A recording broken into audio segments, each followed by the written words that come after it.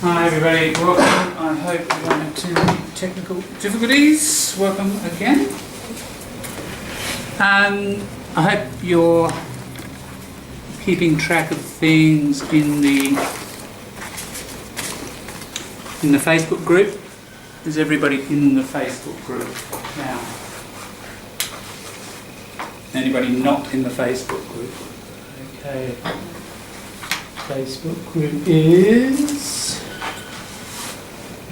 No, it's not. So, wrong one.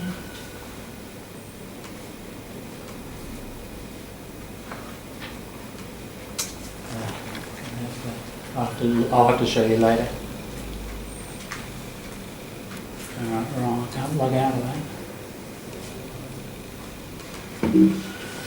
Alright, remind me in the break to show you the Facebook group.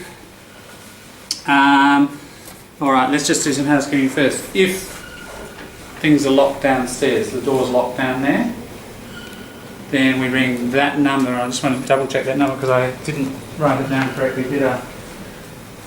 It's 82316982. You could try my phone, but as you know, I'm busy. It should ring in there, and if it does ring during our session, it's probably one of us. So if someone can raise it, answer it. And then a bit of cardiac exercise downstairs, and bring them, unlock and bring them up, please. Yeah. So we try to keep the door open, so don't shut it behind you. But you know, there are 2 dozen other people or whatever in this building. So sometimes they lock it, and that's what happened as they go out. That's what happened last week, unfortunately. If you do want to Skype, despite issues, I don't know where this year is gone. I think Gina's there. Let me know if you do, and we can set that up for you. If you do miss a class, I'm sending videos. That's what that's for. And most of it gets recorded. It's only the first session I think we have battery problems, but I'm managing to get most of the 3 hours on that. So if you do miss a session, I'll just automatically send it to you. If I've got your Facebook details, I'll just make a little Facebook conversation, send you those videos. And as you've seen, I try to put a little summary up each week in the Facebook group of what we cover as soon as I can, usually the next day. Alright, so today, the menu, we're going to continue. I want to put up a few more corrections from the writing, so we're going to do a bit of writing work. I want to look at that memorisation that we looked at last week and discuss a few more issues and resources. Let's talk about vocabulary frequency again, and I just want to demonstrate why you should be reading and listening a lot. And I listened to an interesting, just an 8-minute video of a fairly experienced ESL teacher talking about listening today, and yeah, it's pretty much what I'm sort of saying as well, so I'm going to go through some of that with you. We'll look at the short story and keep working on guessing and... that's how it happened. Oh, how do I let you go?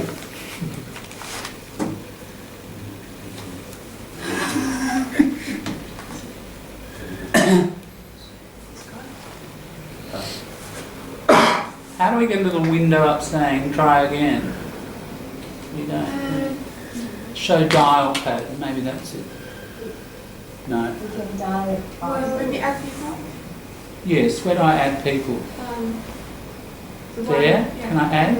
Yeah. Oh, add people. Oh, yeah, thanks. Alright, thank you.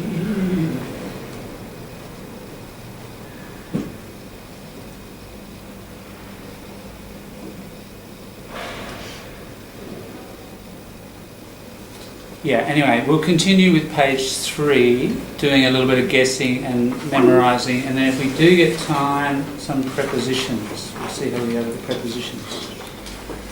Alright, Pamela keeps dropping out, I don't know what's going on. Just want to see if she saw my message. You can also type in your message on the Skype. Yeah, that's what I was wondering. Like, how do I get that message box? Is that it? Is that it up there? You need to minimize the... Show chat, right. Select tab. Selected. I'm not sure where I selected from.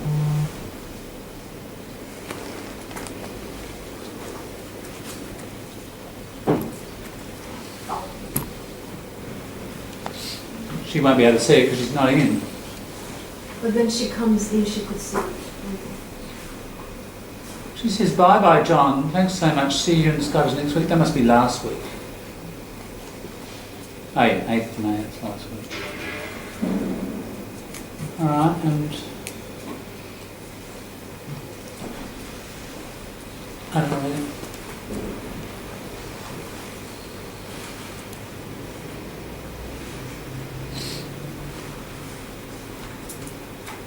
Yeah, there's one. There's Licia back again.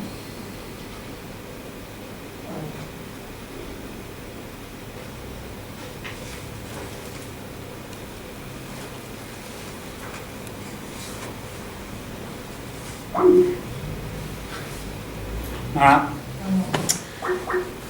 Right, okay.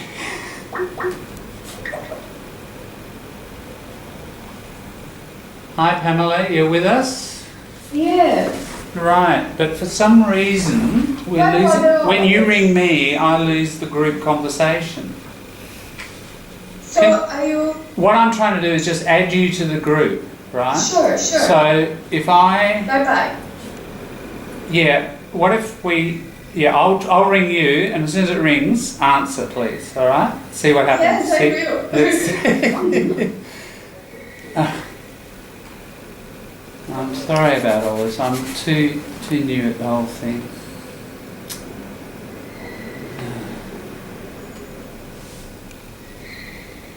Call on hold.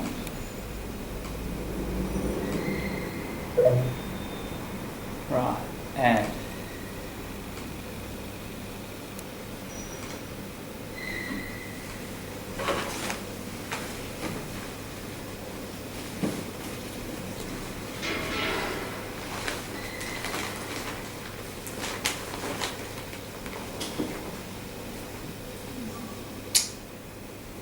Not getting through to her.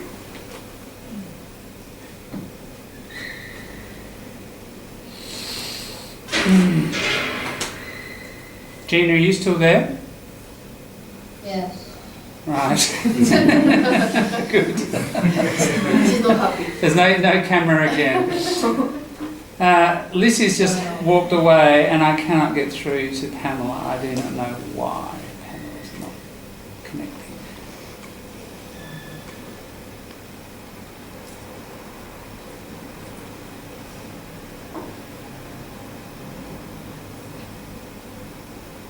Maybe we need to ask Pamela to call back. When she calls back, it seems to be another call and it cancels out this call. Okay. This is my problem. Has anybody got an answer to this problem? This is difficult.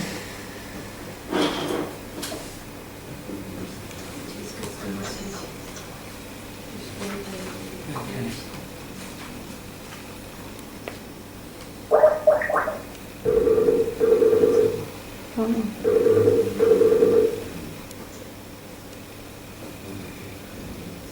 Pamela, Yeah. right, now we've got you, but the problem is, have you received any other calls from me? No. Right, No. because I'm adding you to the conversation and then it's not, How about asking the others to hang up? Just- add them to this. that's what I was going to do, is think, what if I even just, why can't I add somebody to that? Because it's not a group, perhaps. Yeah, I can only add people who are already in it, can't I, in the conversation? Just like a new group. I will. I'll just try. Okay, I'm going to hang up again and try and make a new group, alright? Fine. Alright, so...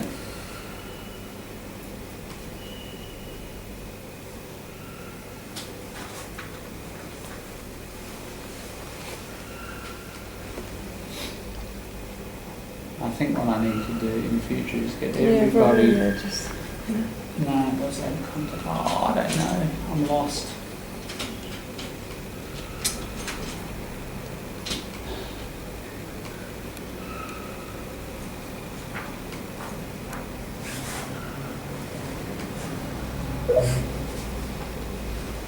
Gina, are you there? Huh? Are you there? Yes. Yes. All right. We Yes. seem to have severe technical problems. I'm just going to ask everybody to hang up, and I'm going to try you again. I've got to create another group or something. Okay. So I'll hang up.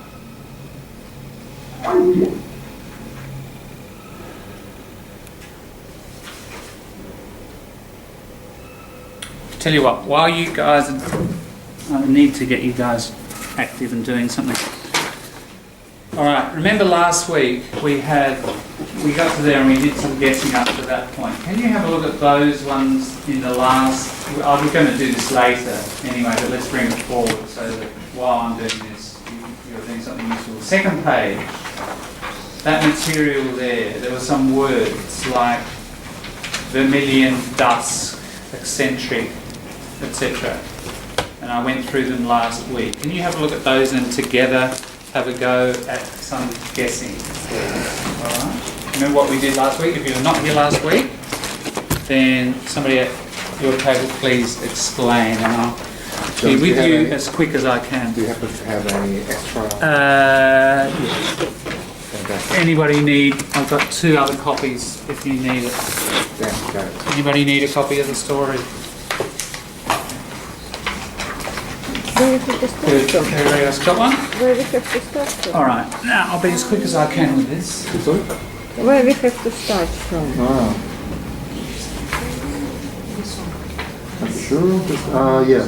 I will consider it as autumn or As Yeah, we were supposed to stop at the previous paragraph. So, autumn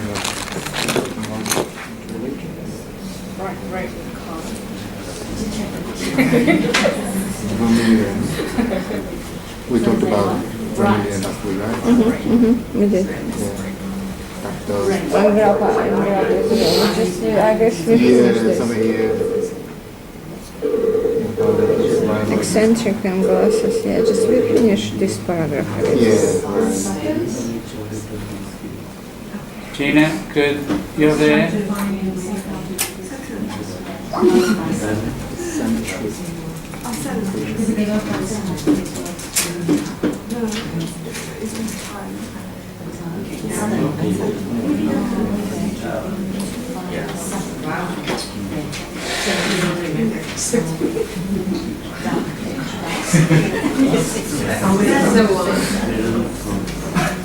The next one is a muscovine. Isn't it a type of task? Because that's the conscript task.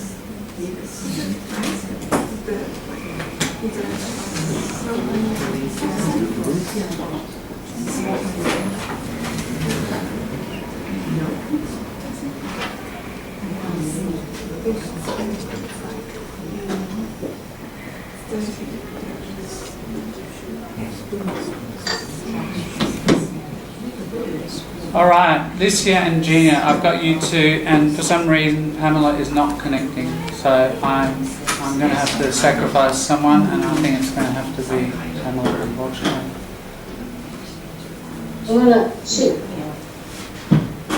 Send a message. I, The message? I've sent her a text message, and now she's replying. I'm trying to ring her, and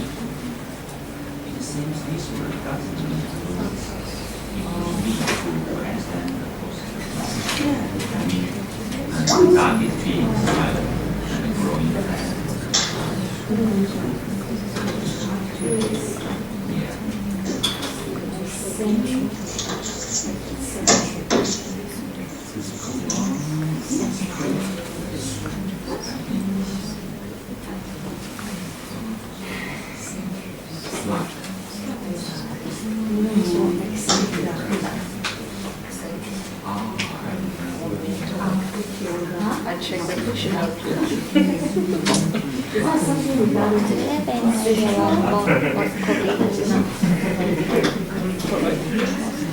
don't have idea, but I guess it's Pottery. sort of ducks. Yeah, that's what pottery. I guess it's type of ducks because ducks could be different types. I guess. It's kind of. It's I guess it's silent. It's some ducks produce noise, like shh, shh, shh. Some ducks not. I guess it's silent. Muscavius is probably sort of duck. Yeah, the bigger and kind of. Yeah, just meats ducks. For meat, if people grow up for meat, after that they kill them and eat.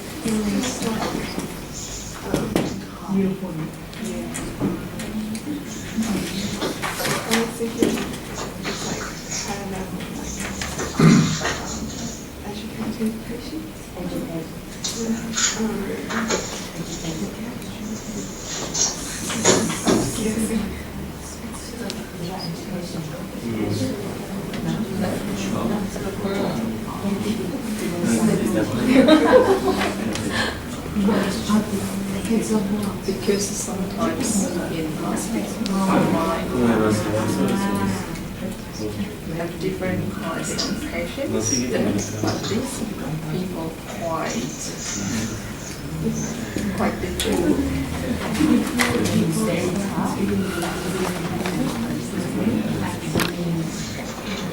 Not very well.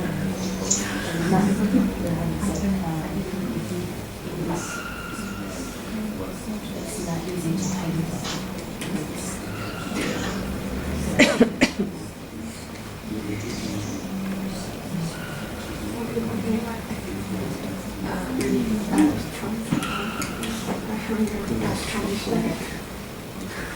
Very bad patients. All right. So what I'm doing, and we'll get back to that. I hope that was slightly productive for you. We've got a couple of Skypers at least, and I'll try Pamela again in the break. All right. We're going to just finish off the collective errors that I collected last week from people. There, number one, the Liberal Party doesn't care if workers get exploited. There are 3 errors in there in terms of writing. Right. Number 2's got 4 errors in it. One way for business to get more influence is to demonstrate that they don't rip off customers. I'm not thinking so much of the meaning. I'm just trying to combine sentences here, so you might get some strained meanings, but it's more, the actual expression.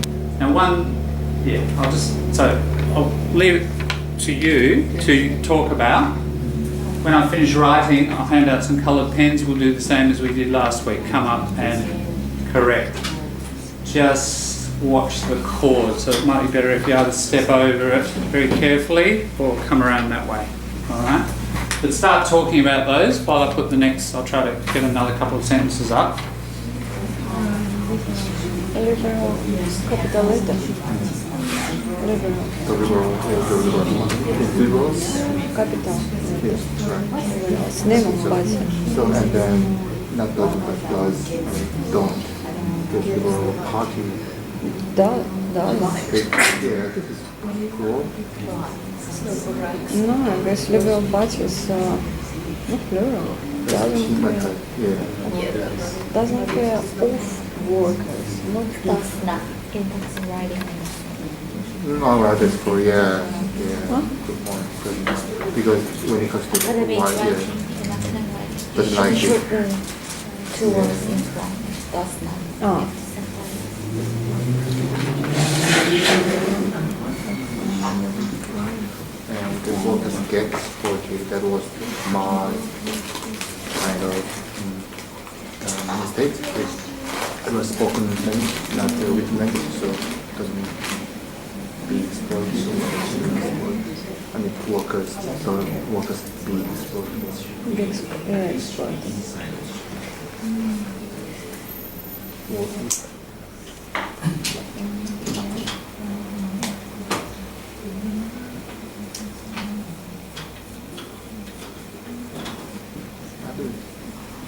Party Which one? without party. Yeah, liberal I mean, party. party, peeing party. Oh, I forgot first. Yeah, probably. Yeah.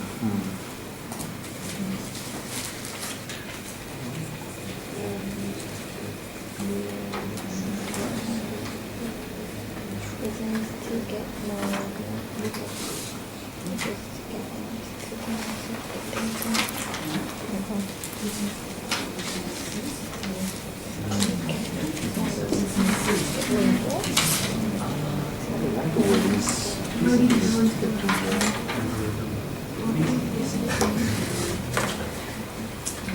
To have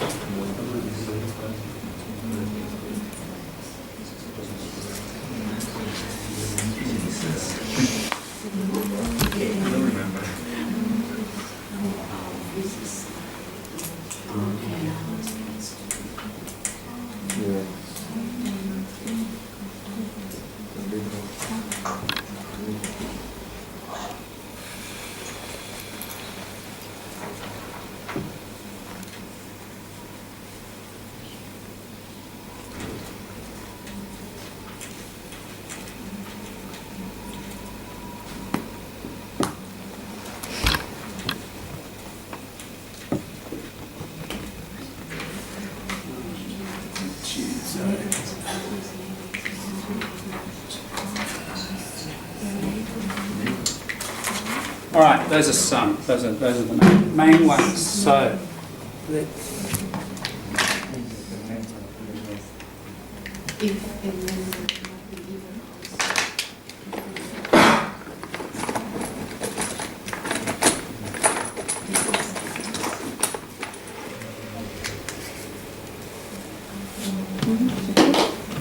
pen per table also. Yeah, good idea to write them down so that you can. All right, come up carefully and John, yes. you didn't give me back my writing. Ah, right. Yeah.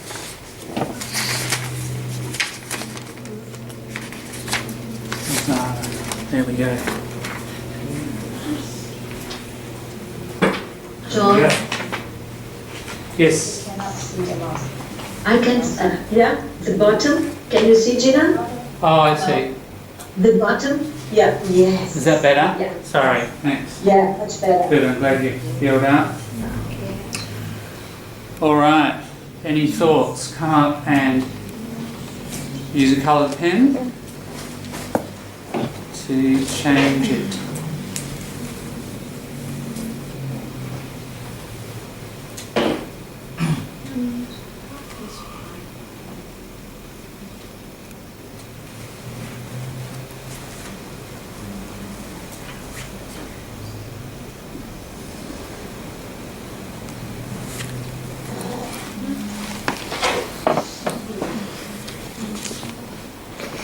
Thanks, Olga. Anybody else? this.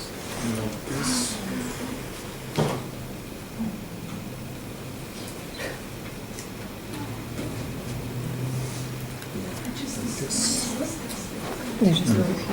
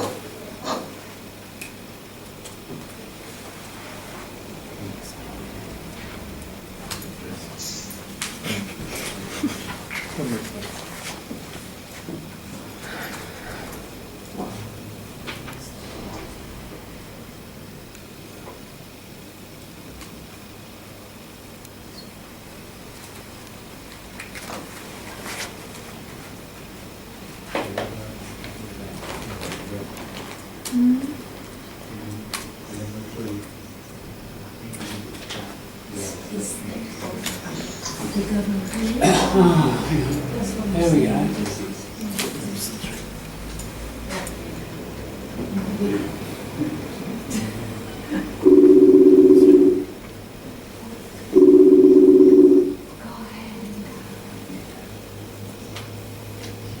Pamela, you can hear me? Yes, I can. Good. I'm ringing you via Facebook. I just want to check that the Skypers can also... Skypers, you can hear me? Yeah. Good. Pamela, you can still hear me? Yes. Right, that's the way we're going to have to do it for today. So we've got everybody. It's a weird way to do it, but I don't know why we can't connect you through Skype. But when I do, there's for some reason your button, Pamela, is sort of hollow. It's not a full button on Skype. So there's something about probably your settings or something. Yeah, I saw your message. I see. Yeah. But anyway, good. We're all together. Everybody still hear me? Everybody can still see the board. Yeah. Good. All right. I won't touch the computer too much. All right. What we've been doing is putting some sentences, combining errors from the last couple of weeks of writing, and we've had a few guesses as to corrections. Anybody else like to make some last contributions? I'm not sure about number 3, the labels. Good. I should cross them. Oh. Right. Yeah. Here's a rule of this game. If you're not sure, come and do it. Right? Because what it will do is it will generate an interesting discussion, even if it's not correct. Often there's some interesting issues around the correction, and it opens things up for all of us. All right. So if you're wondering about anything at all, well, should it be this? Should it be that? Probably half of the rest of the room is thinking the same thing, and come and do it. All right. So with that in mind, perhaps you'd like to come up and make any final little adjustments. If not, we'll go from take it from the top. All right, we'll take it from the top. Idiom. Take it from the top. Start at the beginning. Work our way down. So we're going to take it from the top. Start at the top. Start at the beginning. Correct. The Liberal Party. Capital. Yeah. Now, this is the part of the political history of Australia. The Liberal Party, set up by Robert Menzies in the 1950s. He called it the Liberal Party. Really, in terms of global political philosophy, it's not that liberal. It's more like a Conservative Party. It's more like the Conservative Party of England. And another nickname for the Conservative Party is the Tories. So if somebody calls you a Tory, it means you're a right-winger. So Margaret Thatcher, the Tory Party, right? The Tories go way back to the 18th century. Right? It's got a long history. So the Liberals are really Tories, and the Liberals, in terms of English political history, the Liberals were sort of late 19th century, early 20th century, and they believe in free trade and so on, but they've often got more progressive ideas, a little bit more centre-left sort of ideas, yeah? So in America, for example, if somebody calls you a Liberal, it means you're left-wing. Don't know if you've seen that in the discussion. You know, if you follow the debate in the US, and you know, almost all Liberals are against Trump, for example. Whereas here, a lot of Liberals are okay about it. Not all, of course. Even some Conservatives who don't like it. So it gets a bit confusing. So what you'll hear people say, if you do get involved in this sort of stuff, not necessarily active in politics, just general discussion, people in Australia will say, I am, or he is, or she is, a small L Liberal. A small L Liberal. That means they don't belong to the Liberal Party, capital L. They believe in liberalism, right? The idea of freedom of the individual. And that, they are often two different things. They can be. It's a bit complicated. I just need to make that point because that's a local, as in a national cultural point. But if it's a little L, what does it? Yeah, we say small L Liberal. Liberal. That's like the collocation.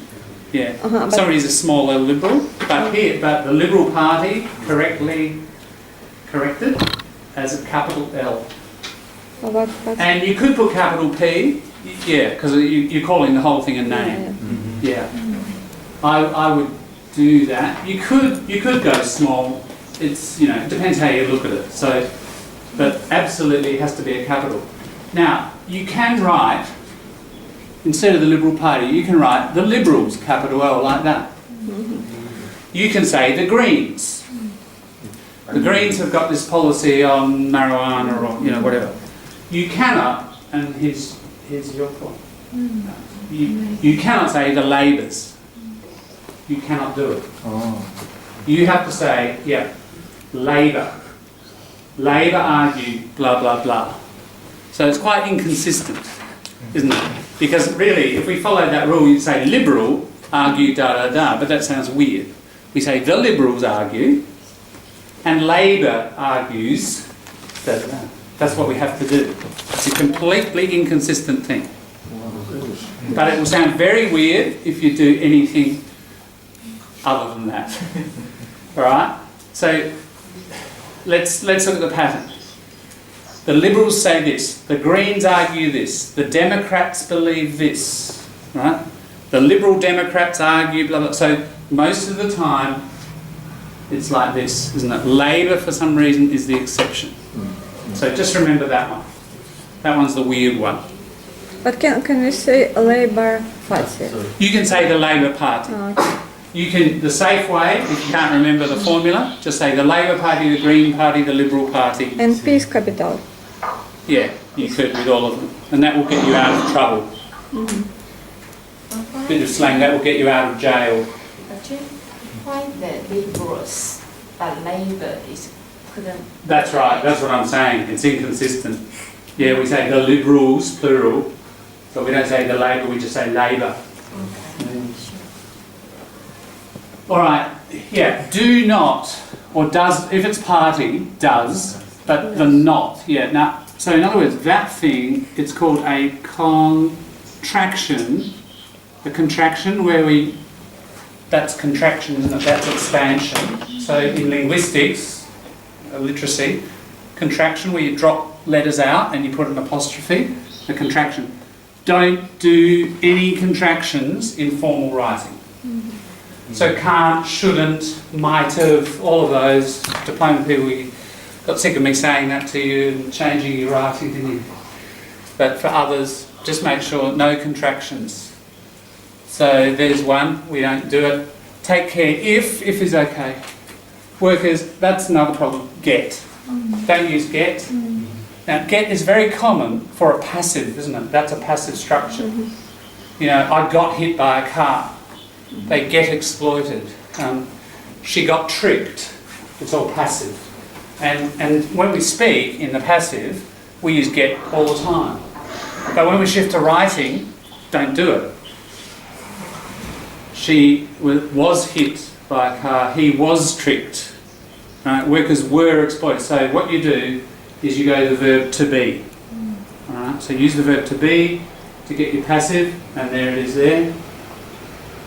But we would have to, doesn't care if workers are. That's the form you need. Don't care if workers are exploited. So because you've got your if, your conditional, if she is, if they are, that's what you need to do. So it just follows the usual pattern. He, she is, they are, if we are, it'll be that pattern.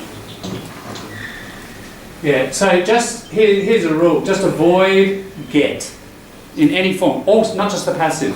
I got a job last week, I obtained a job, I won a job, I was given a job, right? Just whatever it is, I got a prize, I was awarded a prize.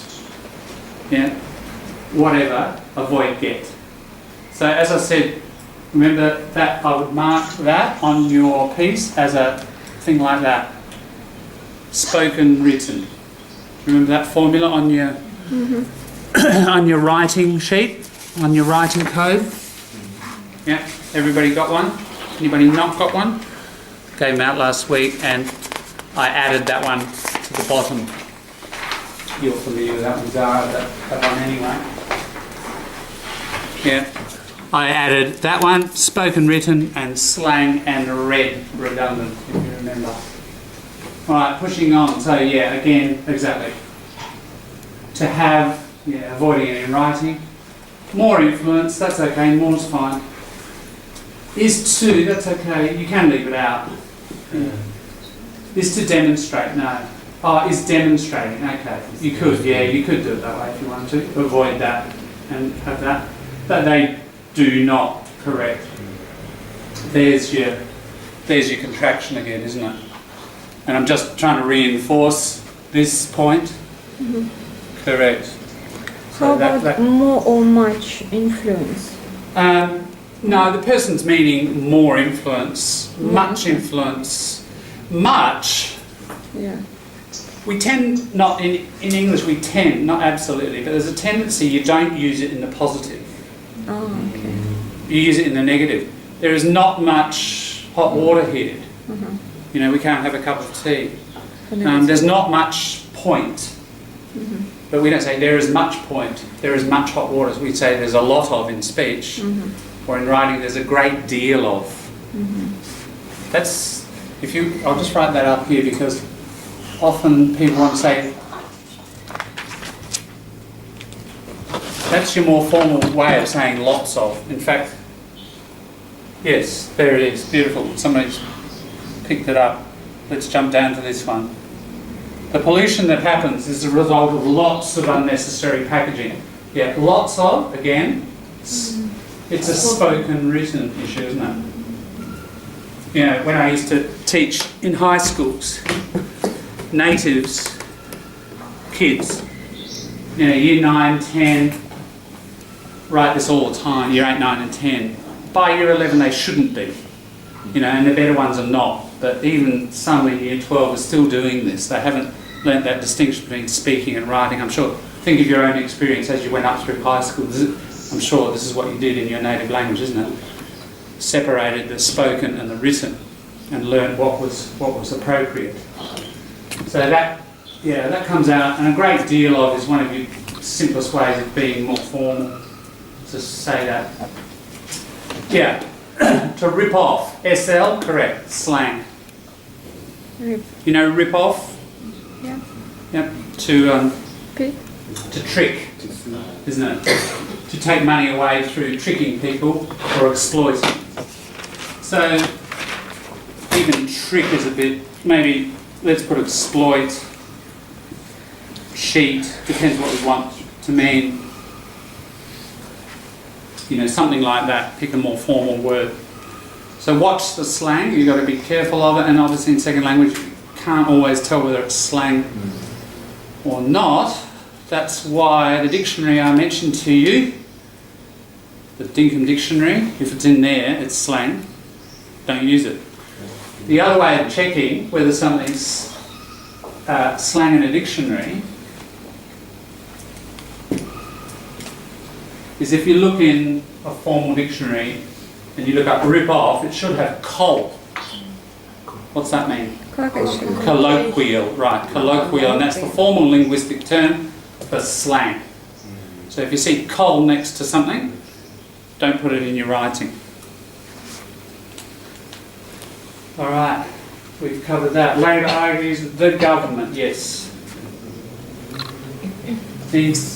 Right, full stop. Now, I was getting at that because if we're just speaking generally, the regulations, you wouldn't have it, would you? Remember that point last week? You're speaking generally about a countable noun, and you just put it in the plural, and you forget your definite article. I just want to reinforce that because definite articles just need revisiting. So is labor singular or plural? Singular. Then argues, right? Yeah, thank you. Right. Well, Labor argues, Labor. It's interesting. You say Labor, people will say, all right, Labor argues, blah, blah. Plural. Because they're thinking of it, semantic, like in terms of meaning as a plural group. But you can say Labor argues, and then you're thinking of it as a single party. Mm-hmm. So you can actually do both. Yeah. And yeah, we've got those. That one. Oh, I know. There's something in the first line here. Happens, right. Let's add this to our collection. What you need to do is build up a collection, a really clear collection of words that are too spoken. Mm-hmm. Now that word we use all the time, don't we? Oh, a funny thing happened to me yesterday. No problem in speech at all. But in writing, occur.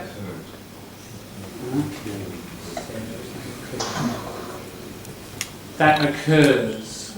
Right?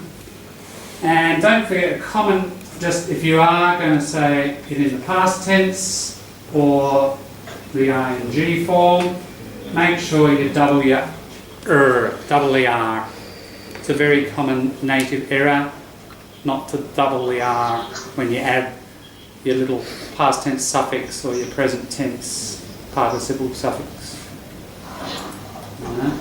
Sorry. Natives do it all the time. So, in the third sentence, the government, could we say the government need instead of needs? You could, yeah, you could. The government need, yeah. So it's a bit like this one. How you conceptualise, how you're thinking of the Labor Party, how you're thinking of the government. Are you thinking of it as plural? Then do a subject-verb agreement like a plural. Yes, you can. That's a good point. Thanks. They're both flexible in that way. So grammatically, both of them are correct. Yeah, that's right. Exactly. Excuse me. Yes. When we say occurs, can we say lead to? This word.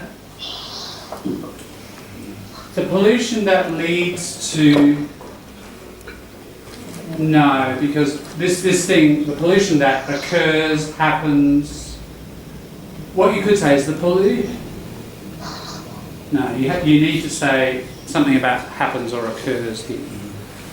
If we wanted to use lead to, we'd have to turn it around and say a great deal of unnecessary packaging leads to pollution, wouldn't we? Because that's your result, isn't it?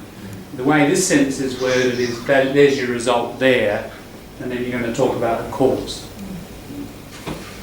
The very last one. Didn't have any suggestions there. Right. Now, public, without an adjective, with an adjective, doesn't matter. The public.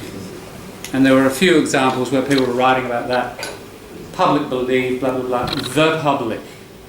It's just, I guess in the English mind, it's just sort of one single mass of people. And because it's a single mass, it's got the.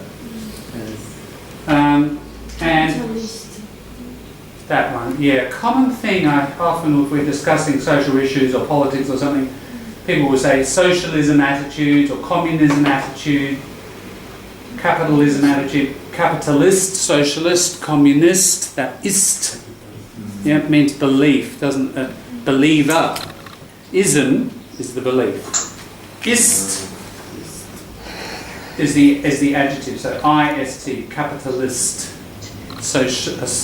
capitalist policy, a socialist policy, whatever. Yeah. So any ism, even in religion as well. Buddhism, not a Buddhism society, a Buddhist society, isn't it? So that you'll get your adjective form that way. Common, I often hear that in speech and writing. Yeah, so there are some common things that emerged out of that little bit of writing we did. So, any further issues, questions, comments about those sentences?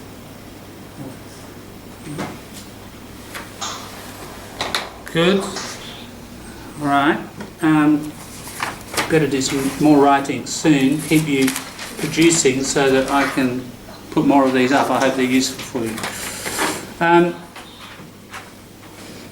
Okay, let's look at these memorisation sheets. Did you manage to get some done? Just to... Everyone got them? Did I cover your memorisation sheet? Zara? Did you give me a couple? Just pass them down. Thanks. Anybody else need any? One?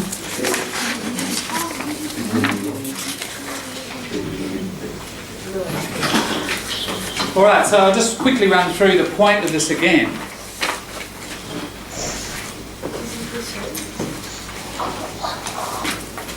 The point is to do a lot of work, isn't it, on a fairly limited number. I think a few people from just in between lessons, you know, people chat to me via text or Facebook or whatever, and they, you know, a few people have said, yeah, I'm learning lots of words, but, you know, when I do this, I realise I've got to reduce the number that I select, and that's why we've talked about, you know, if you gather 20 words, you could do it with 20, it'd be a lot of work, but maybe do it with 2 or 3 and reduce it down and pick words that are useful to you, that are transferable, and by that I mean you can use them in pretty much any subject area, yeah?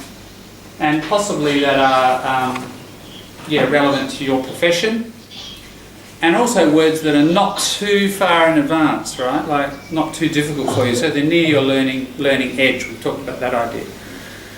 All right, so writing down a simple definition. So if necessary, you could write down, you know, I've said look in dictionaries, maybe, maybe not. You know, even if you've guessed a word and you're fairly sure about it, that's enough. Don't look in the dictionary. Do your own thinking. You know, the more you can do your own thinking with this, the more you're going to remember it. Write a definition there. Before we go on, just in relation to guessing, because this is kind of guessing and memorisation are kind of linked. The more you work on guessing, the more you're going to remember it. This year we were talking during the week, weren't we, about memorising. And can you just talk about how when you read this story, you said to me that after reading it a few times, you felt several words, you felt quite confident about your guess. Is that correct? You felt you'd learnt those words. Can you just elaborate on that idea for the class? Because I found it an interesting set of comments. If you don't mind. First, I read the complete chapter, and it was many paragraphs. I thought difficult at first, and after that, after reading a lot of times that word, or that kind of words, or collocation, or all kinds of grammatic things, I decided to look at the sentence rather than the meaning. So with another sentence, with that specific word that I didn't have any clue, reading the first article, the chapter, maybe another sentence with the same word just gave me a clue. You know what I mean? Mm. And the thing is, first I read, second I read again, third I tried to guess, and after that I looked at the examples with that kind of word, without avoiding the dictionary. And after doing this many times, I think I read this article at least 10 or 12 times. Now I'm familiar with the meaning of the words without looking that word on the dictionary, or looking that word on the dictionary. Yeah, that's a good description, thank you. I think there's a lot of interesting things in there. You know, it's that idea of just going through a text, like reading it once without doing too much guessing, then guessing second time round, and then this idea of repeating and really drilling it in, you know. And you're revisiting that word again and again. And the other thing, Lizzie, you're saying is I think you mentioned you Googled those words, or you went into Just the Sentence, wasn't it? A website called... Is that the name? Something like that. Yeah. It wasn't just the word, it was something else like that you said you saw a word in the sentence. And the other thing I said to you was, of course, you could put it into just the word and then look at the examples. Yeah, it's wordsinasentence.com. Words in a sentence. Okay. Wordsinasentence.com. Thanks. Yeah. So throw the word in there, and you're still not getting a definition. So your brain's still got to struggle with it, doesn't it, to try to understand it. And all that processing and all that guessing you're doing by seeing it in a different context, that might finally enable you to guess it. It may not. But nevertheless, there's that. It's that working guessing that is assisting the memory process. Yeah. So once you've got a fairly clear idea, thank you, Lucy, for that. So after that revision and revisiting, and I would really recommend that you, obviously you don't do it with everything you read, but maybe once a week there's one article or a story or whatever that you think, yeah, I'm going to give this thing intensive treatment. And the intensive treatment that we're giving this story over these few weeks, I'm trying to model this and explore the issues. So that, as I've said, the point of the class is very much that you take some of those techniques and you do it to something outside the class. Right? So a good idea, a kind of simple rule would be have a single article, one a week, that you really drill into in a series of ways. Obviously the first one is, as Lucia's example, to guess words and memorise. But there's a whole lot of other stuff you can do as well, isn't it? Collocational work, for example. Collecting the collocations out of that article and working with those. And we're going to do some more work with this as well. One of the things I want to do is stick on an article for 2 or 3 or 4 weeks to demonstrate what's in there and what lessons you can get out of it, so that you're continuously kind of learning, beyond here, and you're sharpening your technique to learn from what you observe out in the real world.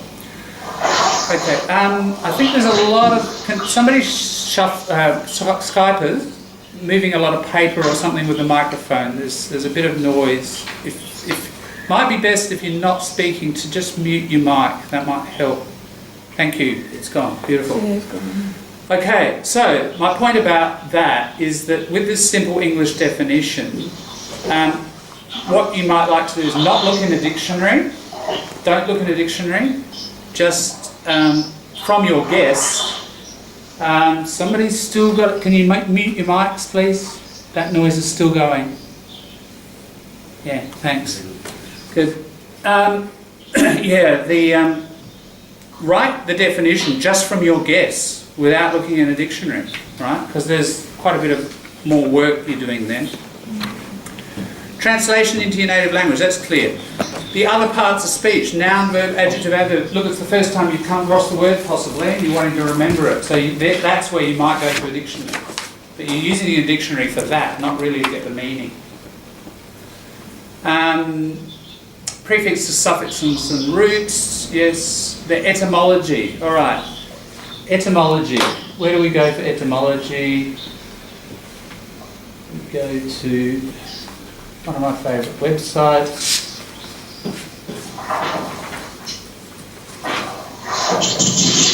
Skypers, can you turn your mic off please? It's really loud. I'll tell you what I'll do. I'll do this in. There we go. Alright, this is your best site for a history of a word. So let's try, there was one word, abrupt. You might already know it, you might not. But it was a word I'm going to possibly treat a little bit later. Alright, it will tell you it's from 1580, that's when it's first recorded in writing, in English. Obviously words are older than their first recorded use. I'll try to make that a bit larger, so Skypers. Hang on.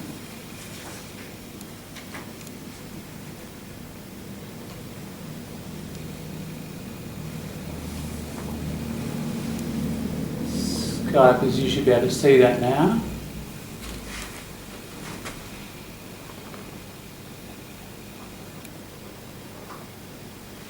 Skypers, you can see that? I assume you can. Alright, so 1580s, sudden, unceremonious, without notice. A figurative use. Figurative means metaphorical, right? That's important that you understand figurative. It means metaphorical. From Latin, abruptus, broken off. Also, precipitous, steep, like a cliff, disconnected, past participle of abrumpere, don't need to know it, broken off. From ab, important prefix. One thing that working with this site every day, you're going to learn lots about the units of English. You're going to learn about the prefixes, the suffixes, and a lot about the roots. Work with it every day. With this and with other things, right? So ab, really important prefix, away from. Think absent, abnormal, away from normal, right? Learning those little units will help you with when you come across longer words. You'll be able to break them down, you'll be able to guess them just from your own resources. And this here's the key. Rompere, to break. Very similar in Spanish, isn't it? Now, here's the Proto-Indo-European, the very, very old language that formed most European language. Rip, to snatch. You know this word, snatch? You may not know it. There's somebing, somebody comes up and just goes like that. It's like grab, to go like that. Well, it's sort of related to steal, and that's where, okay, we'll look later. Rob, the word rob comes from this word. So it produces, it's very, very old, 7,000 years old, and of course over time produces many, many words in English, and they're all connected. Right? So words like rupture, what's happening in Hawaii at the moment? Eruption. Eruption. Eruption of volcano. Yeah. Then two people are speaking and you break into the conversation. Same metaphor. We say you break into the conversation. You interrupt, don't you? Right? All these words are connected. So from rob to abrupt to erupt, all coming from the same root, all coming from the same place. So the literal sense of broken off or appearing to break off. Having sudden transitions. So if something suddenly changes, it's a metaphor that it breaks. It's lacking continuity. Right? I think you can think of rupture. If there's a rupture in something, it's a sudden change. Yeah? All these words are connected. That's my point. This sort of work will help you see the connections across a lot of words, and some are obvious families like erupt, interrupt, abrupt, rupture. But what is interesting, it will also show you things that are a bit less obvious, like rob and things like that. But we'll come to that later. I'll need to demonstrate another resource that will show you some of those less obvious things. Skypers, you should be back with us now. Yeah? You can see me now, Lucia? Yeah, good. All right. So that's where you would go for etymology, the history of a word. Get in there and have a dig around. And really, I would strongly argue that you should be in there 2 or 3 times, half a dozen times a day. Any word, get curious about it, find out what it means, and go and have a look. And you'll learn a lot. English synonyms and antonyms, and drawing pictures, and finding collocations with just the word. Yeah. Idioms, we mentioned last week. The free dictionary was one good website, and I sent you another one in the group about idioms. Yeah, and then write some example sentences.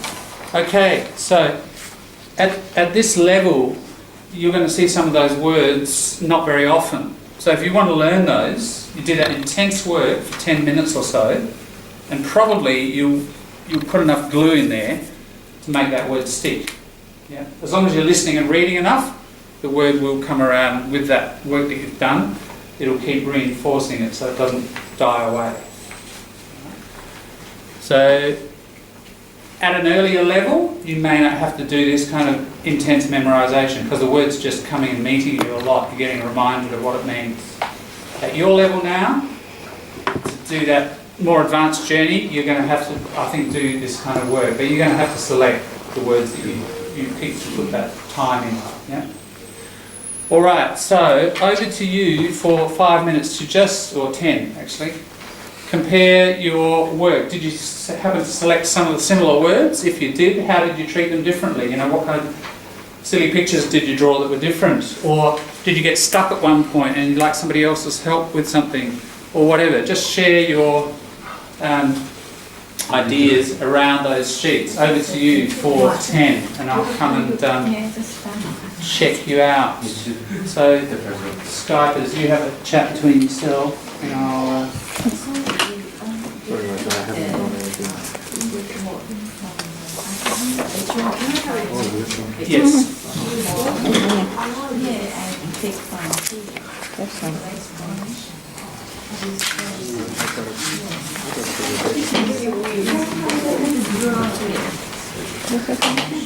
There we go. Yes.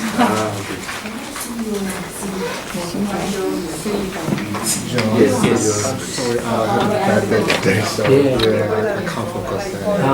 Right. All right, well look what I'll do, I'll send you this video and then the one after the break too, so have a look in your own time and sure, no worries. Hope it all sorts out for you. Living in that house, but the neighbor they know they don't have each other, and slowly they Yes, yeah. they're not I love this picture. So fun.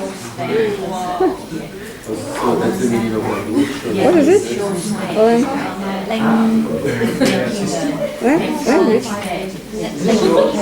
Language? Very Persian looking swords there. They've got the curve in them. Relax.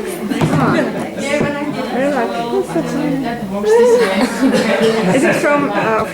From this one. People are traveling around places, but it's a travel. It's a short stay. none of the person. It's a good idea to use one page for a few words. Safe.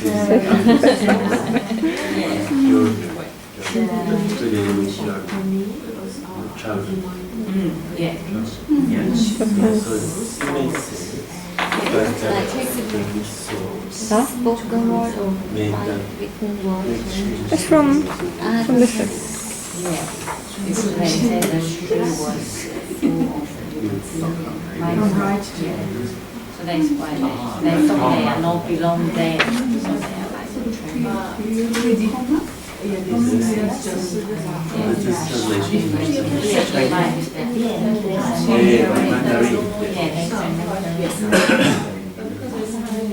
That's why It is used for collocation. This website. they always change the shape. I tried to find it in internet.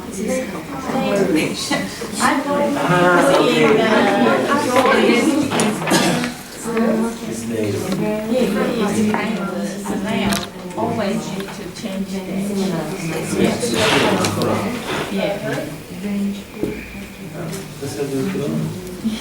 But I'm not really good, so that's why.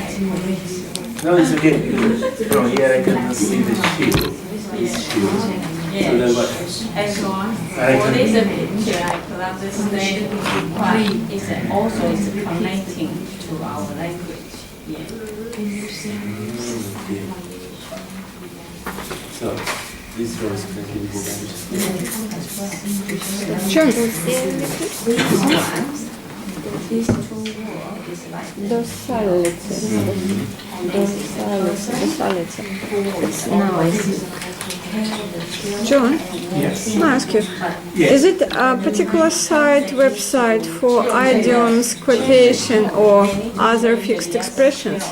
Like for collocation, we have particular website. That's right. Just the word. Yes, just the word. Yeah. Yeah. And how And about? for Because sometimes it's you struggle to find just some source where you can find idioms or idioms. idioms. Yes, that's why I've got, you just asked the right question there, because that one. Further source. And I think I sent that to the Facebook group a couple of days ago. Yeah, it's not a bad one for idioms. Okay. And the other one is the other one.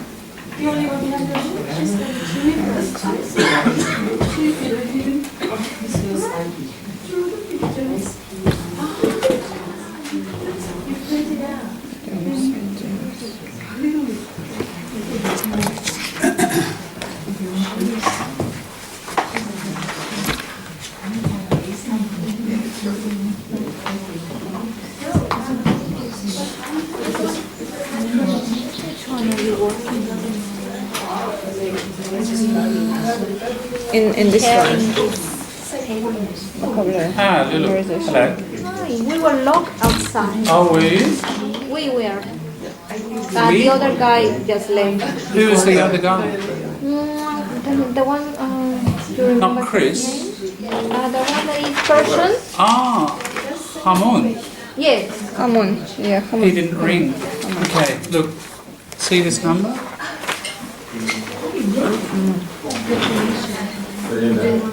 Write that down. Ring that number if the door is locked. Right. How long were you waiting out there? she's broke. Yeah. So sorry. Yeah. We've been doing some memorisation work last week. These guys will explain.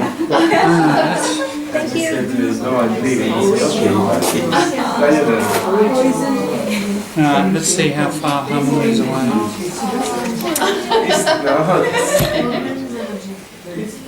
Was like it was a lady there that called her friend in the up floor. In the upper floor, and she came down, right. But she let me in.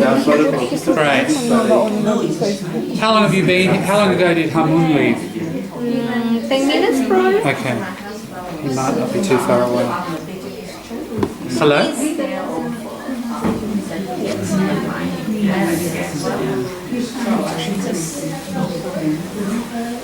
Different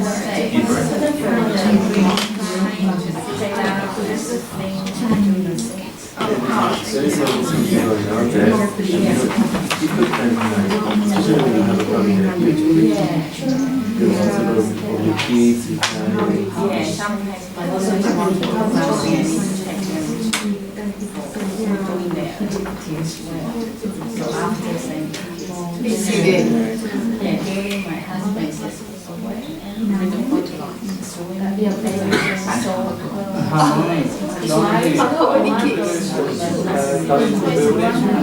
so I just wanted to see what Right, I can't. Yeah, it was still here, yeah, exactly. But we haven't started yet, just Come back. haven't continued yet. Briefly looked at this. before he said no. 8, 2, 3, 1, 6, 9,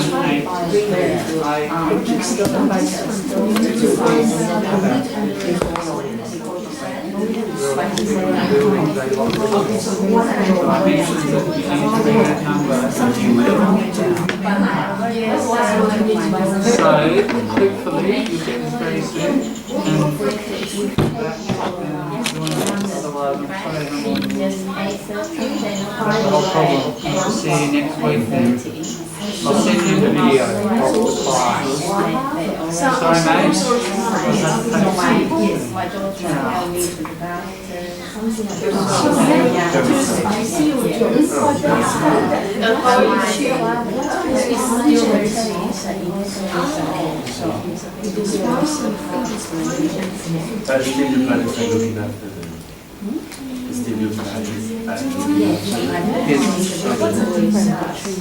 What's the difference?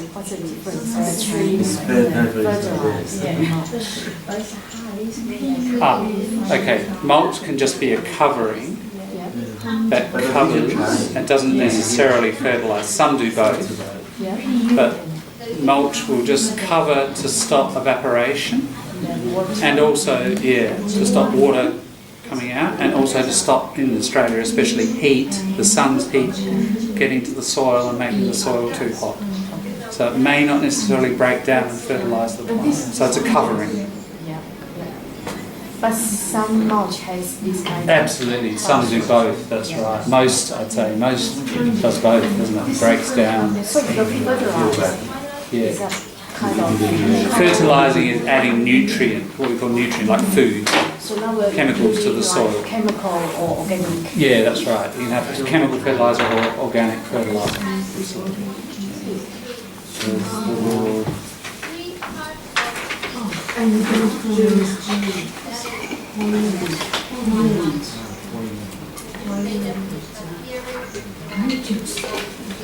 Thank you.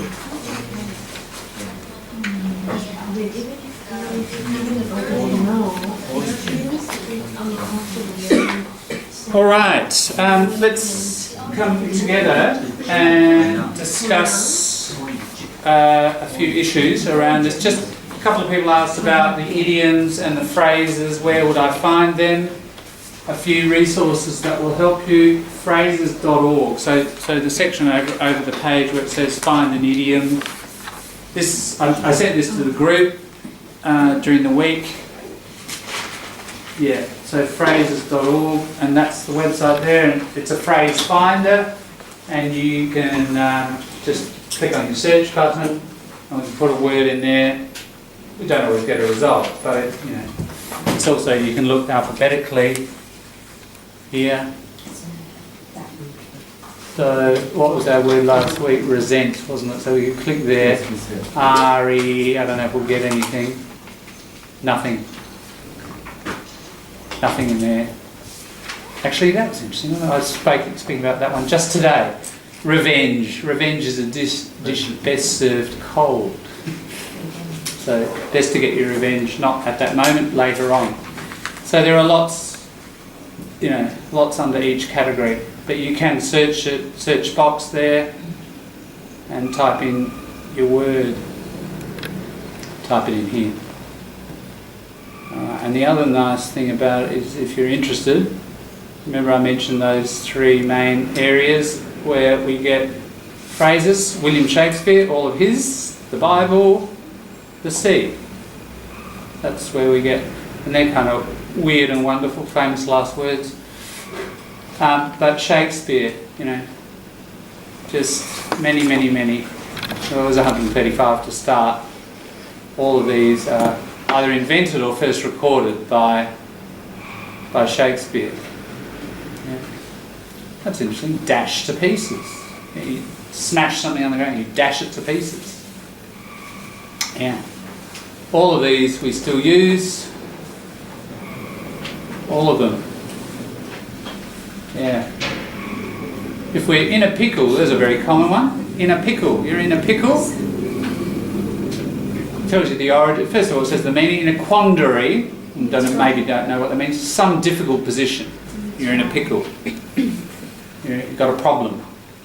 There's a little explanation as to why. So you get a little story. So by reading that story, that's going to help something stick as well. So that's a good one for finding phrases. The other one is the free dictionary, which I think I have mentioned. I'll just show you that though, because it's quite a nice dictionary to work with. All dictionaries have their strengths and their weaknesses. For example, if we look at a word like hand, you can see there, I'll make it a little bit bigger. Hang on, Skype as well. Make that bigger for you.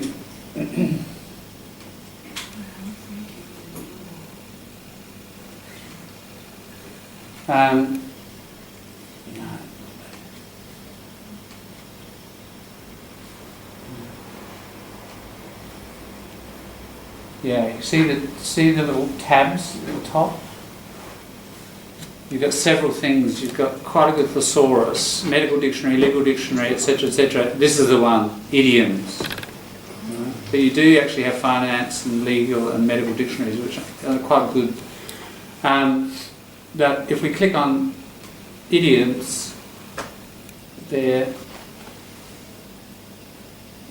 it is, and you can see, look at all the idioms in English for hand. These are just the ones about a hand. It's just quite amazing, because it's a very common object, of course. First hand, force somebody's hand, free hand, from a cold dead hand, get your hands dirty, get out of hand, hand in glove, hand over fist, hide hand, live hand to mouth, overplay your hand, yeah, just on and on and on. Yeah. And you can click on any of those. Sully your hands, that's a nice one. Sully means like to stain. So if you sully your reputation, it's like you stain it, like immoral. You sully your hands. As it says, illicit or illegal work, you partake in it. Yeah? You sully your hands. You get your hands dirty in a dirty business. So sully, it's a Shakespearean word too. Shakespeare uses it. So yeah, that's quite a nice. The free dictionary is pretty good, especially for idioms. So if you want to find idioms or explore them, and there's quite good descriptions and example sentences as well. That's that one. So some other resources too. I have mentioned, try to avoid the dictionary, but of course I don't mean that absolutely. You need it sometimes. And dictionary.cambridge.org. So this one is the one that we used. Oh. Alright. I've had that happen before. I don't know why. It's masculine. Huh? Masculine. But that's weird because it's the Cambridge Dictionary. It's like, Yeah, in my computer say the same thing. yeah. Why is that doing that? Because I got it up. No. Alright. I'm going to just go Cambridge Advanced Learners Dictionary. And it will probably just give me, yeah, this is what I did the other day too. It just gives me all the ads for the book, and that's not what I want. I want it online. So maybe we write online. That's what you need. There it is. HTTPS. That's where I'm going wrong. Okay. So not www. So HTTPS. HTTPS. And then what is it? Colon / / Alright, so that's what you need to do to get this very good dictionary. So let's get a word that you might have been working with. I'll try to find one that's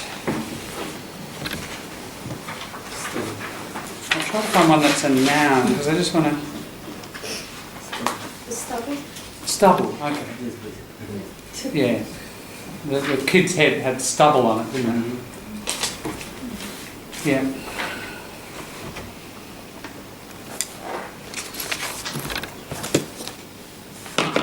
Yes, so stubble, and then notice the little U there, and that's important. What do you think that means? Uncountable, right. So one of the nice things, it is a learner's dictionary, and what that means is it's designed for people like yourself coming from another language. So if you're a native and you look up a word, you don't need to know whether it's countable or uncountable. You tend to just know that through intuition, but others will not. So look for that. And so I'll be writing that on the board a lot. NU, I've mentioned this before, but just to recycle, NU, NC, countable and uncountable nouns, right? Incredibly important at this level, because most of the time you've got nouns under control, but this territory is where your IELTS 7/8s and 8.99999s still have a few issues with countable and uncountable nouns, and of course that affects definite article choice too, doesn't it? Because a lot of uncountable nouns, you don't have your definite article. So part of your article problem is often due to countability and getting that sorted out. Right? Nouns uncountable. Yeah, so here, stubble, yeah, you can't have a stubble, can you? And you can't have stubbles. As soon as you see U in the Cambridge Dictionary or NU, so stubble is like that stuff, either on the guy's face, some women, or, as I said, in a field, on a farm, isn't it? After the farmer's cut the hay, and you're left with that stalk, S-T-A-L-K, the little stalk of a plant. Stalk as the verb, that means to sort of hunt somebody or something, like a hunter. But another meaning of stalk, there's your wheat or your rice or whatever, and that bit there is the stalk. Yeah? So you cut it, and it's short, and it's called stubble. Has anybody lived on a farm? You don't want to walk over stubble. I remember I grew up on a farm, and you're walking bare feet. Oh, kills you, because that's all. It's like needles sticking out. Yeah. Will your stubble have a little boy's head? Yes, because why? Good shape. That's right. It says there on page 2, doesn't it? They shaved his head regularly, whether he liked it or not. Yeah. So when you shave and it grows a little bit, you get stubble. It doesn't only happen on a man's face. That's right. If you haven't shaved for a few days, yes. And the other slang term for that, like you shave, some guys, they shave, and by the end of the day, they've got a bit of stubble, goes dark, especially if you've got dark hair. 5 o'clock shadow. It's called 5 o'clock shadow because by the end of the day, 5 o'clock, you can see the shadow. Yeah, you'll hear people say 5 o'clock shadow. So that's stubble. Yeah, the short, and there's the other one, there's the farming one. The short stems left after a crop such as wheat has been cut. Yeah. Now, okay. Because, maybe it's just me, because my profession is language, but straight away I think, oh, stubble. That's interesting. Like that one, the farm one. Which one came first, you know? Which one do you reckon came first? Probably, isn't it? Like the early agricultural society. But, alright, look. You know, this just shows you how much I use that. That comes up as one of my favourites, because I just use it like 2 or 3 times a day. I mean, I know the language, but I just want to find out, yeah? So, I hope you get the same obsessive-compulsive disease. It will help you. Let's see where it comes from. It's probably very old. Yeah, so it's coming from French, from Latin, stuple. All right, that doesn't, I'm not satisfied. I want to go right away. We always want to try to get back to Proto-Indo-European. So it says, see this one. Yeah, beautiful. Right, now I've never heard this word. An appendage, a little extra. From stipule, from Latin stipula, that's what the last one told me. From Proto-Indo-European stip, from the root steep. To stick or compress, see stiff. Right, that's interesting, isn't it? Stubble and stiff, related. There you go. Isn't that amazing? I always find this stuff amazing. And so we go to stiff. Rigid, inflexible, Proto-Germanic, all these Old Norse, right, German, blah, blah. Pressed together, from the root, pressed together, pack, cram. If you're from India, Sanskrit, right? Greek, blah, blah, blah, yeah, made all these different words. So, yeah, stiff. All right, so stiff and stubble are related. Yeah, just making that connection will help you remember it. Takes 2 or 3 minutes to play around with, but there you go. All right. Now, yeah, so we've explored all of these to some degree. I'll just go, the Cambridge is just one of your nicest dictionaries. Oxford also have one online, just as good. But please use it because what they do, definitions, they're always just using the first 3,000 words of English, the first most common words, to give you a definition. I'm sure you've all had the problem of in other dictionaries, if you look up a definition and you think, oh, there's a new word in the definition. I don't understand the definition. You'll probably never have that problem with Cambridge because they just use the simplest words to describe the definition. They always give you a sample sentence and they also show you collocations in bold. And they'll show you uncountability, and the other thing, what is it? Where's a verb? Anybody got a verb from the text? Let's do a verb. Toy? Ah, okay, toy, yeah, toy. That's an interesting one, because it's usually a noun, isn't it? But it should, if it's any good, noun, verb, adjective, noun, adjective. Oh, it hasn't given us, that's interesting, it hasn't given us, what if we put toy with? Maybe we have to put toy with. Or otherwise, there's a bit of a gap. Ah, toy with somebody or something, yes. Toy with something, let's do that one.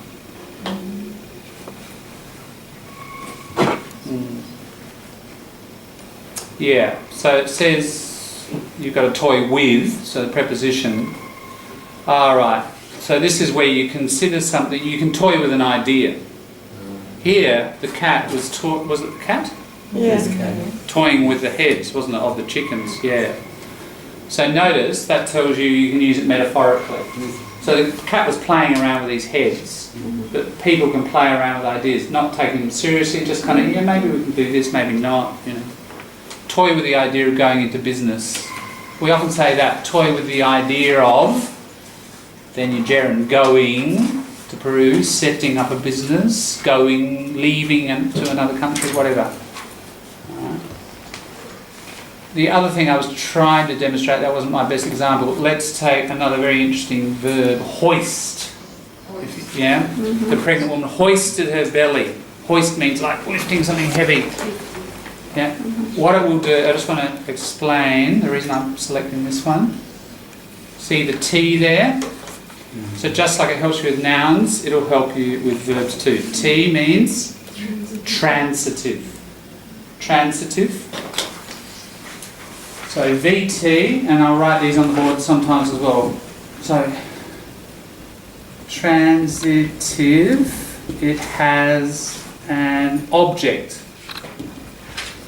Right? Intransitive,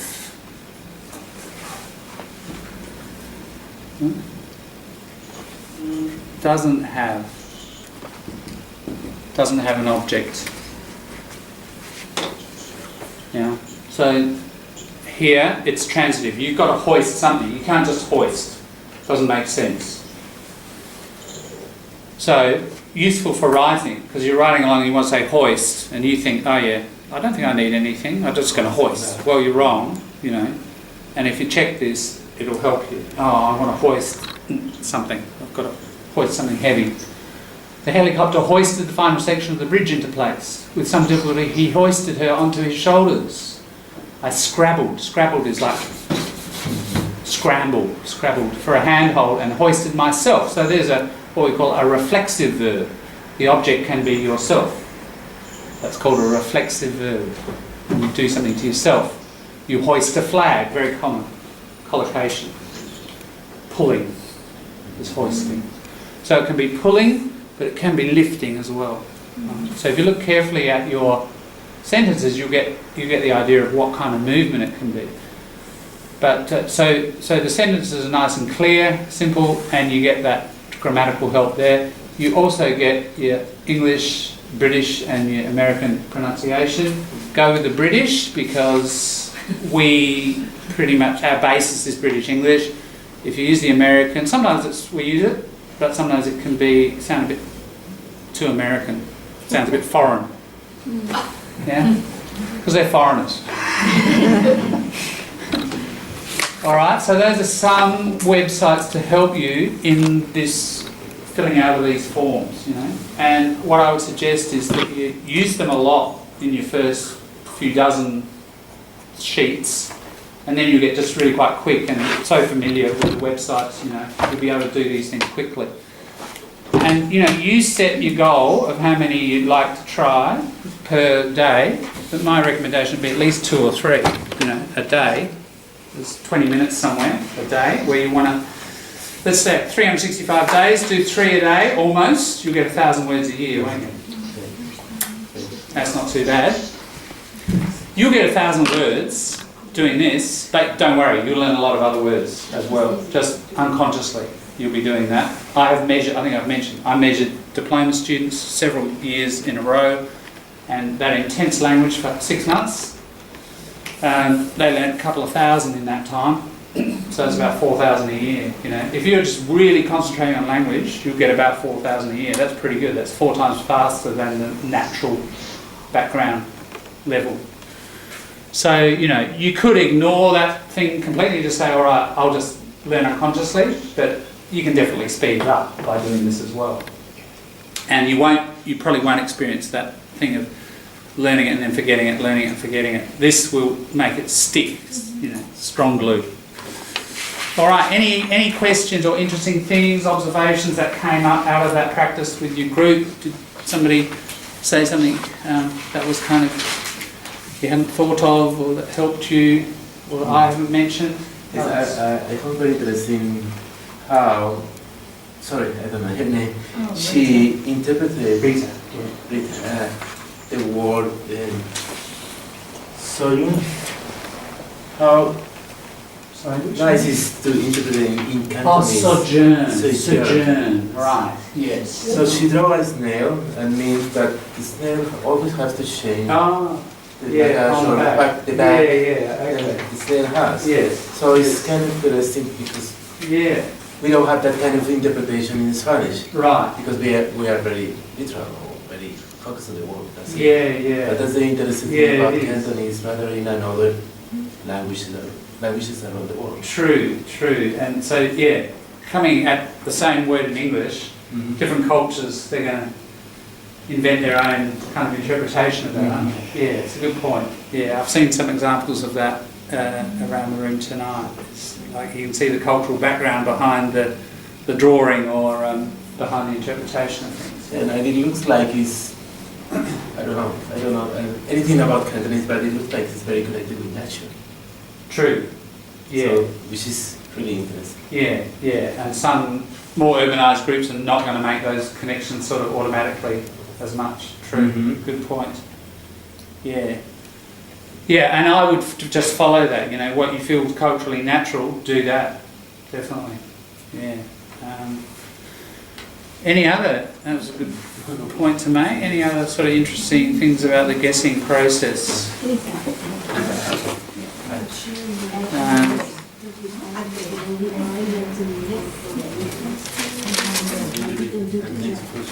Because otherwise we've still got some time. Yeah, we'll have a break in a second. Did I run that off? Yes. I just want to demonstrate something to you. I'll do it as quick as I can. Remember our curve? Yeah? And we've got the word the there, and it's 6% of all texts. What I want to do is try to prove to you, kind of with a bit of rough arithmetic, I won't call it mathematics, why you need to be listening and why you need to be reading a lot at this level, especially at this level, and at lower levels you don't. Alright, so if we have the, and it's 6%, and we'll just mark in, remember we said 20,000 words, 30,000 say, let's put 10,000 because that's probably where, you're probably somewhere in this range here, if you're in this class. And maybe your ultimate goal there is your middle class professional with 50,000 words, okay? So you're somewhere in this territory. Alright, so, this sort of curve, your frequency, let's call it F, right? It's a reciprocal relationship. So it's a 1 over the rank. The rank is the order. Alright, so that's number 1, and then you've got 2, 3, 10,000, 30,000, that's your rank. So that's R. So your F equals 1 over R. That's the formula. Yeah? Okay, so what that means is here we've got that one is 6%. So if it's 2, so the next word, whatever it is, I can't remember, but you're going to get the frequency is 1 over 2, isn't it, of 6%. It's going to be 3%. Yeah? Got that? And then your third one is going to be 6%. Basically that's 6% there. Yeah? Because that's your first one over 3. Right? So it's just 2%, isn't it? And so on. And you're going to travel down. Right. So here's a good goal. The graduate point, which is 20,000. So it's 1 over 20,000, isn't it? Well, we've got 6% as our basic starting point. Right? So it's 6% divided by that. So what do we get? As a percentage, I did work it out, and I might be wrong, but basically that word there, which is at 20,000, is that percent of any text. Alright? There's not very much, is it? Let's just see what that word is as an example. And it does introduce you to another nice little website, which again, Dippy, you know. Wordcount.org. If you want to find how common a word is, wordcount.org, not .com. And you get this little thing, it's a little, you've got to have Flash, most people have got Flash. You click on it, then it says launch word count. Sorry Skypers, I'll just let you see the screen. Oh, you're still seeing the screen, aren't you? Alright, sorry, I didn't switch back. Launch word count. and we see this thing, and there's the, and the second word is of. All right, so there's your 3%, there's your 2%, and so on. We can put a word in here. Let's put hoist.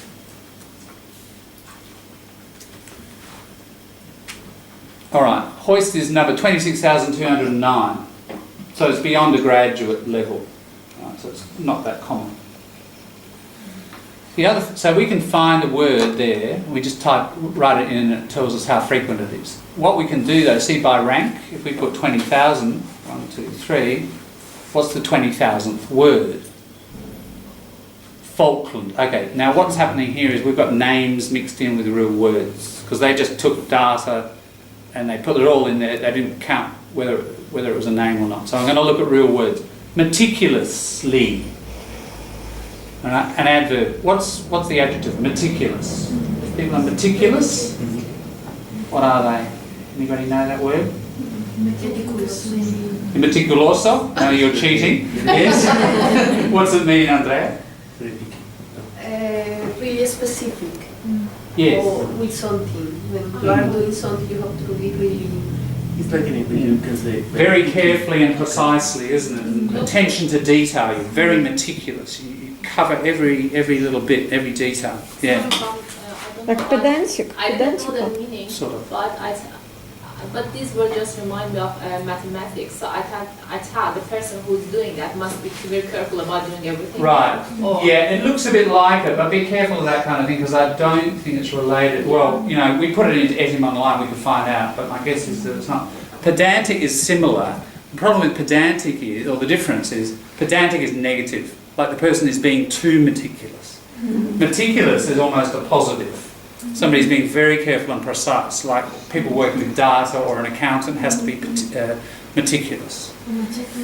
Right, now me, looking at your grammar and being very fussy, people call me pedantic, all right? Being too fussy, all right? No, what I'm really trying to do is be meticulous, all right? That's the difference. All right, the point of why am I taking that word? Let's just take it, meticulous. It's pretty close to 20,000. And it's the adverb form, meticulously. All right. So how often are we going to hear that word? It is this percentage of a text. Yeah? Now, if you listen to the radio, and I have measured it, I've taken transcripts of Radio National, several, pasted it into Word, do a word count. The average is 8,000 words. All right. So in an hour of Radio National, we get 8,000 words. Okay. So actually, if you convert that out, what that means is if you do the arithmetic, and I won't bother you with it, but you will hear that word every 333,333 words. You'll hear that word on average. That's a lot of words, right? It's 1/3 isn't it? So if you're listening to Radio National at 8,000, you have to divide that by 8, don't you? How many hours? It's going to take 41.6 hours of listening to hear that word. All right? Now my point about this is, that's the graduate level. I assume everybody here wants to get to at least a graduate level. That's a good mid-term project. Obviously you want to get to that, you know, probably, anybody not want to get to that point? That's probably why you come to an advanced English class. But that's a good realistic goal to set. Okay. So if you listen for an hour a day, what is that? That's divided by 7, we get 5.95.